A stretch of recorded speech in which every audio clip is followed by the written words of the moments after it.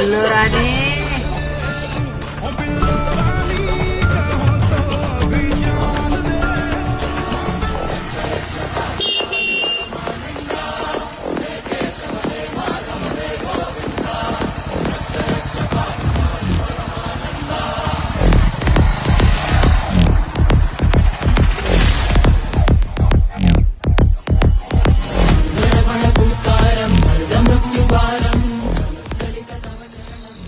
खरंच धन्यवाद दादा.